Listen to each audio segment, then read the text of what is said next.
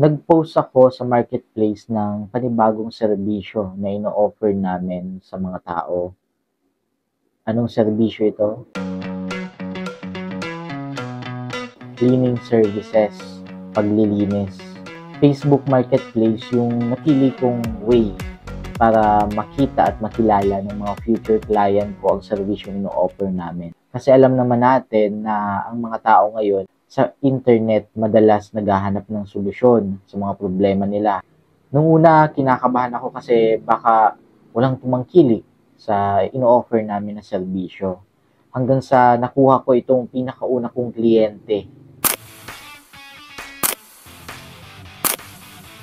Naging maayos naman ang naging resulta ng unang gawa namin. May mga dapat lang i-improve sa sistema pero naniniwala naman ako na part ito ng proseso tungo sa pagbibigay ng magandang serbisyo. At pagkatapos nun, dumaan ang ilang araw na wala ulit inquiry. Dumaan ang isang linggo nang walang nag-i-inquire. So it means walang benta. Hanggang sa nitong nakaraang araw lang, may nagmensahe ulit sa akin. Magpapalinis daw. Naging smooth naman yung aming transaksyon at nai-schedule din namin kinabukasan. Noong una, hindi ako makapaniwala na makikita at mai-experience ko ito ng ako mismo. Kasi napapanood ko lang ito sa isang foreign vlogger na naglilinis din ng mga apartment ng mga taong may malalim na kwento. Okay, house tour. This is the hallway and this is the bedroom. Hi, I'm Mauri Katarina and I deep clean my followers' homes for free. Maraming dahilang maaaring magtulak sa isang tao na siya'y magpakamatay. Kapag merong depressed, lalo na siguro sa kabataan. At isa na dyan ang depression. Number one talaga ako. Kaya importante agad Ina-advise ko matulungan talaga ang ang taong family. dumaranas ito.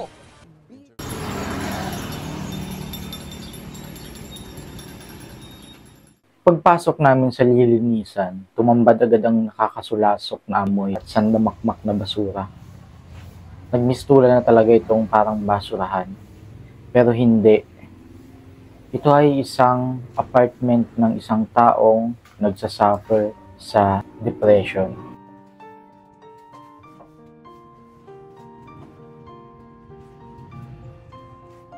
Sobrang nakakalungkot talaga ang kwento ng bahay na to.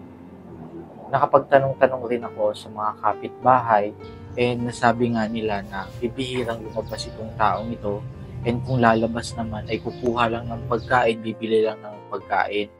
At minsan may mga instances pa na naririnig nila na nagsasalita ng madaling araw itong lalaking ito at para bang may kausap pero wala naman.